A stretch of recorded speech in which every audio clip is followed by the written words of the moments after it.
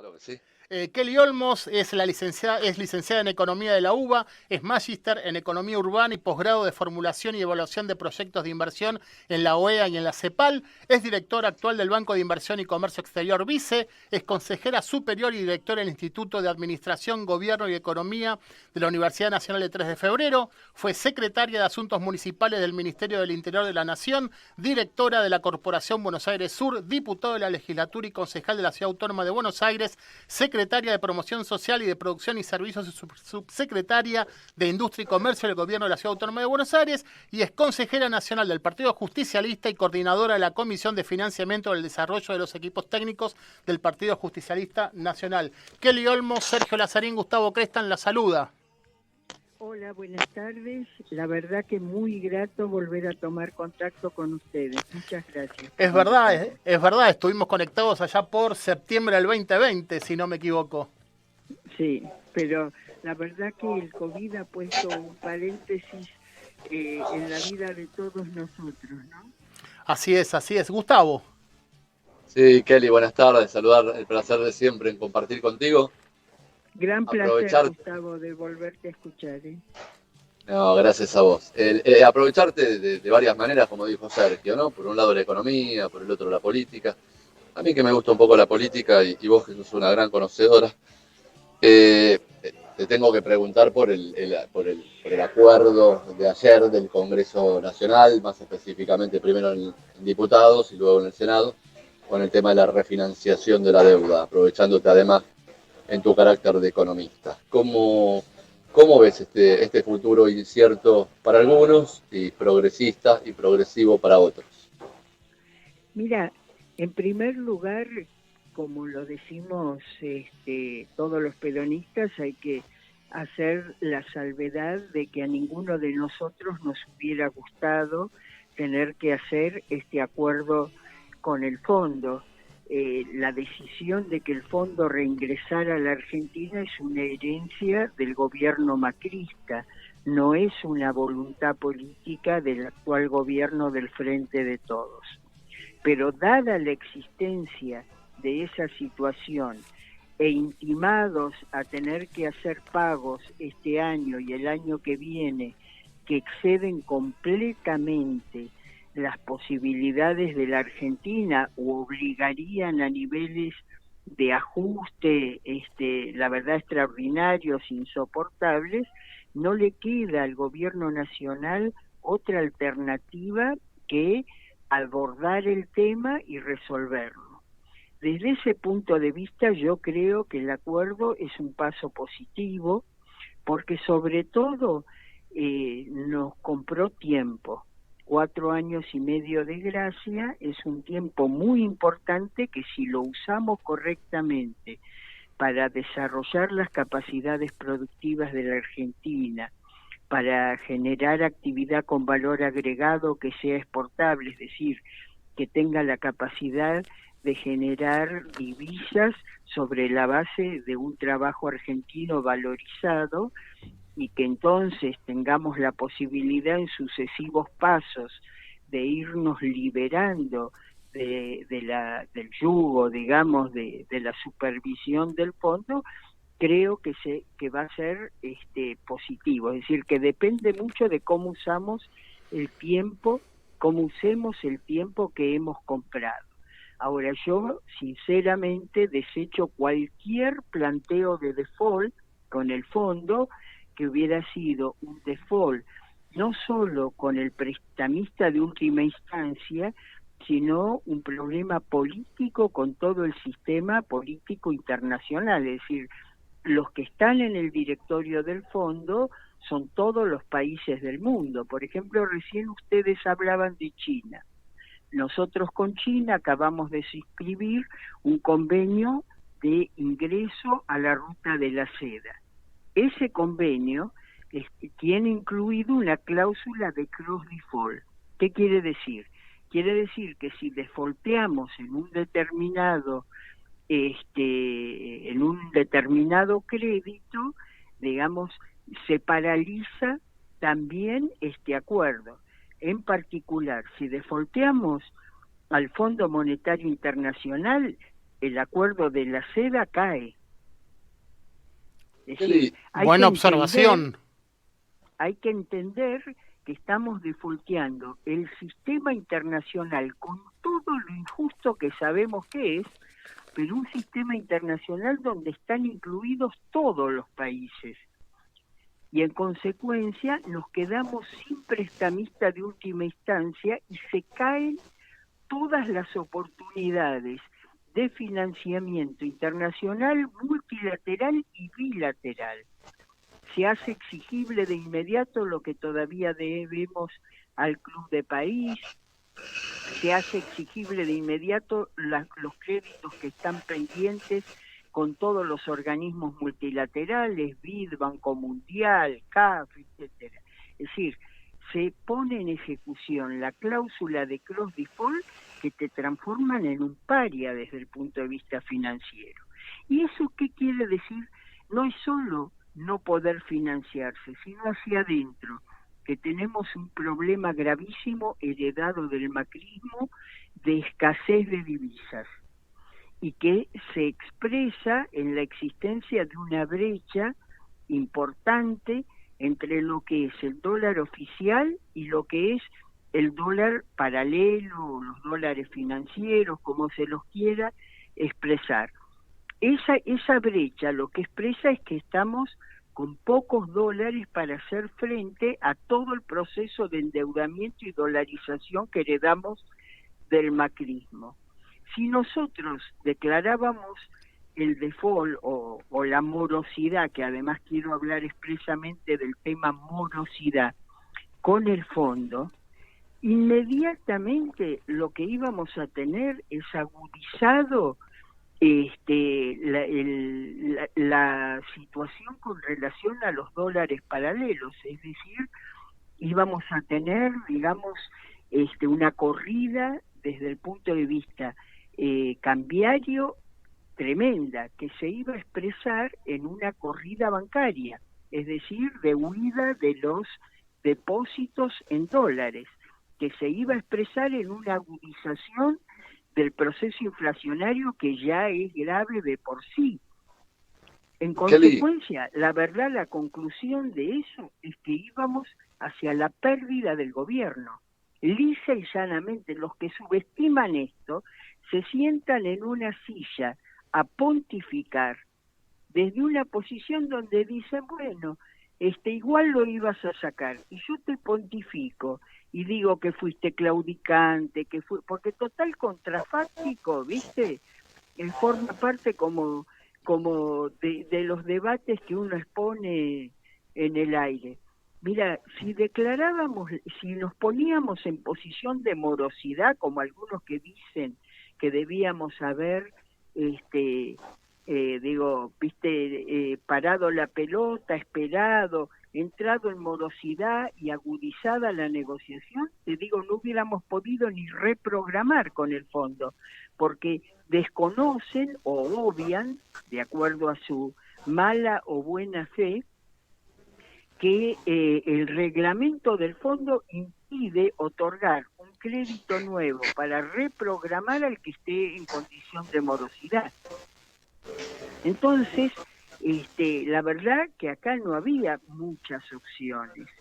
Y de las opciones que hubo y que costaron mucho negociar, yo solo voy a hacer referencia al video que difundió Varoufakis, el ex ministro de Economía de Grecia, que dijo: yo ideológicamente estoy contra el fondo y desearía que ningún gobierno negocie con el fondo. Ahora, el análisis del acuerdo en particular al que llega la Argentina merece que felicite al gobierno y a la gestión de Martín Guzmán. Y no lo digo yo, lo dijo Varoufakis. Eso implica, perdón, Kelly, que Alberto Fernández en el corto plazo salió beneficiado como presidente de Argentina, digo, desde el punto de vista de imagen, de política, de economía. ¿Se podía hacer otra cosa? ¿Se podía negociar de otra forma? Mira, es contrafáctico. Yo, más que en una respuesta especulativa de si resultó beneficiado o no, te digo, creo que Alberto hizo lo que tenía que hacer, asumió plenamente la responsabilidad que le cabía y que todos nosotros sabíamos que iba a tener que afrontar cuando lo elegimos presidente, porque sabíamos cuál era la herencia que estábamos recibiendo.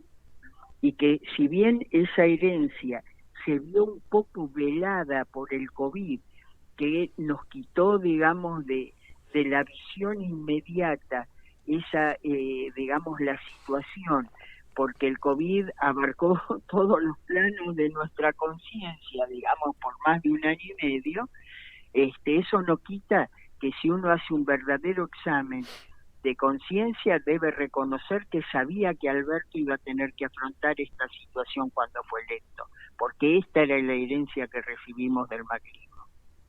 Gustavo. Sí, muy clara, Kelly. Yo quería preguntarte en realidad, porque se conversó mucho sobre el aspecto de la negociación que tuvo Ecuador con su deuda externa hace muchos años, allí cuando se inició un proceso de patria grande en la América Latina, con Correa como presidente. Y en palabras de Alejandro Olmos, historiador y economista, que había asesorado al presidente Correa, él manifestaba la necesidad de esperar, renegociar al estilo de Ecuador. ¿Vos crees que eso se pudo haber llevado adelante o en función de esta cuestión contrafáctica que planteás tampoco era Mira, viable? yo no conozco a qué se refiere en esto Alejandro Olmos hijo. Solo te digo que Ecuador y Correa nunca pudieron zafar de la dolarización, Es verdad. que es la peor restricción que podamos tener y lo que aspira el liberalismo argentino de arrastrarnos o de empujarnos, que es perder la soberanía monetaria, que es cortarte las manos para el ejercicio de la política económica. Así que yo no sé de qué emancipación me habla Alejandro Olmos cuando me pone como ejemplo a Ecuador. Ecuador, durante Correa, debió trabajar sobre la base de mantener la dolarización. ¿Y sabés lo que quiere decir eso? Que la estructura social de Ecuador no pudo modificarse. No pudo y lo justificaron ellos ellos de una manera muy precisa por el dolor que tiene su pueblo en relación a su economía. Pero bueno, te lo quería poner como ejemplo. Y si hablamos de las perspectivas para las próximas elecciones presidenciales, ¿vos crees que un sector del peronismo no quiso votar o votó en contra o se abstuvo, pensando que las elecciones próximas pueden comprometer el futuro del gobierno? Mira, yo lo que creo es que lo que más compromete el futuro del gobierno es romper la unidad del frente de todos. Porque, viste, algunos subestiman y dicen, no, la unidad es una condición necesaria pero no suficiente. Y después te hablan de todas las otras condiciones adicionales. Pero cuando uno dice que una condición es necesaria, aunque no suficiente, quiere decir que si esa condición no se da, es en vano hablar de todas las demás. Porque por eso es necesaria y no una condición más.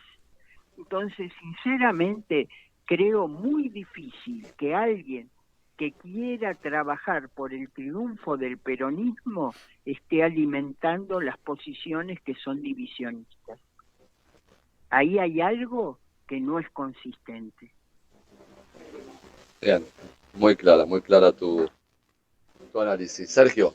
Sí, tomando en cuenta un poco el tema de la crisis por la guerra entre Ucrania y Rusia, el aumento de los precios del petróleo, comentemos que el petróleo y el gas, ¿no? Comentemos que en Estados Unidos en una semana el gas aumentó el 100% y en los países más desarrollados de Europa el gas aumentó en la última semana el 600%. También eso replicó en el aumento de golpe del lunes a la primera hora de las naftas en la Argentina. Todo lo que se está planteando como crecimiento en el PBI para los próximos años dentro de lo que es el acuerdo con el FMI, ¿lo ve posible? ¿Lo ve no posible? Estas revisiones cada 3 meses van a ser quizás más superficiales, por ponerle alguna palabra más suave. Mira, cuando el incumplimiento de las metas resulta de factores externos tan gravitantes como es que se haya generado, que se haya iniciado una guerra en el centro del mundo, obviamente que todo lo que vos hablaste queda muy relativizado, porque el impacto, como vos lo señalás, es de carácter universal y afecta todo lo que pudiste haber previsto, ¿no? De modo que yo creo que es claramente un factor externo a la propia dinámica de la economía local que puede distinguirse completamente de lo que son los compromisos contraídos. Bien, Gustavo. Sí, yo le quiero aprovechar a Kelly, si tiene unos minutos, ya en carácter de funcionaria del Gobierno Nacional, más aún que en el cargo como directora del Vice Banco de Inversiones y Comercio Exterior. Kelly, en función de todo el contexto que estamos viviendo, ¿cómo quedan las pymes y las pymes con potencial exportador, que son aquellas que seguramente traccionan con ustedes en el banco? ¿Hay algunas líneas de acción? Yo entiendo el Banco Nación, el Banco Provincia y el Vice han trabajado muy bien hasta ahora, pero a partir de ahora, ¿esto prevalece, continúa, mejora?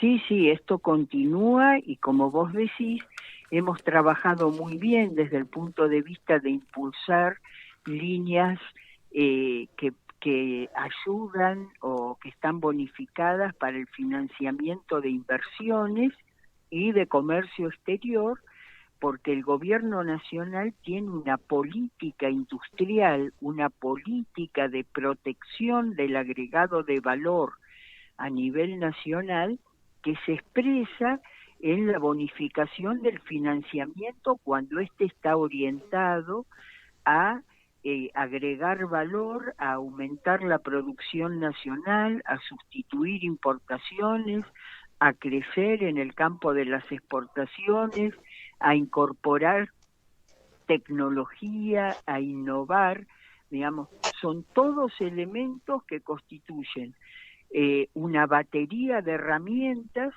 que el gobierno nacional ha puesto en marcha y que gracias a haber protegido a través del subsidio a la nómina salarial durante la pandemia a las empresas para que no cerraran, digamos, hemos podido tener la recuperación económica que hemos tenido el año pasado y que esperamos que se proyecte este año, más allá de la incertidumbre que también tenemos por los efectos de una guerra que la verdad nadie deseaba y creo que muy pocos podían haber previsto. Sí, eso implica que los próximos años el PBI no planteo que crezca el 10%, pero digo, un poco atado a mi pregunta anterior, todo lo que se planteó con el fondo, hablando digo de una política industrial de valor agregado y de exportación, ¿el PBI puede crecer en el corto plazo, en los próximos años, Argentina? Esa es la meta. Nada de lo que hemos firmado tiene consistencia si no logramos crecer. La condición sine qua non es poder sostener el crecimiento de la economía argentina, que lo que implica es la posibilidad de crear además empleo genuino, empleo con derechos, que es efectivamente la aspiración que tenemos. Y por eso, viste que en el acuerdo se señala algo que algunos critican, pero que la verdad nosotros siempre defendimos. Nosotros queremos volver a pacificar la economía. Para pacificar la economía es correcto que las tasas pasivas sean levemente positivas. Un ejemplo de lo exitoso de esa política es la política que llevó adelante en Bolivia Evo Morales. Ahora, hay que desvincular la tasa pasiva levemente positiva, que tiene por objeto que la gente ahorre en pesos y no que ponga su excedente en dólares de lo que es la tasa activa, es decir, la tasa de los préstamos que para inversión y promoción del comercio exterior está siendo bonificada por el Estado para favorecer el crecimiento de la economía. Es decir, que el secreto de nuestra política es desvincular la tasa pasiva de la tasa activa. La tasa pasiva, que es la que retribuye al ahorrista, tiene que ser levemente positiva para fortalecer el peso. Y la tasa activa, que es la del endeudamiento, sobre todo para inversión y comercio exterior, tiene que ser levemente negativa para favorecer un incremento de la inversión. ¿Y eso lo ve posible? Eso es lo que estamos haciendo. Porque de hecho tenemos información, esta semana el FONDEP lanzó, después vamos a dar la línea, lanzó unos programas para leasing al 24% anual. O sea, sí, señor, y nosotros en el VICE los tenemos. Bien. Es los primeros 3 años al 25. Ajá. Después, perdón, tenés razón, ese 5 años 24% para bienes de capital nacionales. El que te estaba diciendo al 25 es otra línea que tenemos de eficiencia energética. Sí, tenemos un par de datos de programas a nivel nacional y provinciales, así que después lo vamos a dar en la segunda media hora del programa. Gustavo, si querés ir... Pero te das cuenta que la tasa activa involucra una bonificación significativa. Sí, claro, estamos bajando de una tasa del 50 casi al 24. Si uno hoy pide un préstamo personal en cualquier banco, público o estatal, donde hay una diferencia de 2 o 3 puntos nada más, o una tasa de descubierto, esa diferencia es abismal realmente. Exactamente, porque lo que hacemos es bonificar las inversiones. Y no solo las inversiones, sino las inversiones en base a bienes de capital producidos en la Argentina. Sí, sustitución de importaciones, ¿no? Que es lo que necesitamos. Exactamente, sustitución de importaciones y promoción de la inversión de la industria nacional. Bien, Gustavo, si querés ir cerrando la charla con Kelly Olmos. Agradecerle a Kelly que ella cierre. Kelly, si tenés algo que te haya quedado pendiente, algo que quieras decir, hemos hecho un panorama muy abarcativo con vos, hemos tratado acerca de la política internacional, la economía mundial, lo que sucedió en el Congreso, el tratamiento con el Fondo Monetario y las políticas de inversión del Banco Vice. Sos una dirigente de la Ciudad de Buenos Aires. ¿Te queda algo por agregar? Cerrá, por favor, la nota a tu parecer. Mira, la voy a cerrar con el corolario de lo que expuso Mayans ayer en el Senado, cuando cerró su exposición, donde hizo una descripción muy sólida y muy interesante de lo que fue el proceso de especulación y endeudamiento del macrismo. Y él terminó diciendo, nosotros volvimos para ser mejores y hasta ahora no hemos podido mostrar que hemos sido eficaces en ese objetivo, pero seguimos intentándolo. Ahora, si ellos dicen que vuelven para hacer lo mismo que antes, pero más rápido. Que Dios nos libere de esa posibilidad, porque si ya nos han empeñado por generaciones con los 4 años que estuvieron, es en gran medida nuestra responsabilidad de impedir que pudieran volver por el voto para profundizar una tarea tan destructiva. Bien. Perfecto, Kelly. Muchas gracias, como siempre. 1.000.000 de gracias, Kelly Olmos. Muchas gracias a ustedes. Buenas tardes y buen fin de semana. Igualmente. Gracias. Gustavo.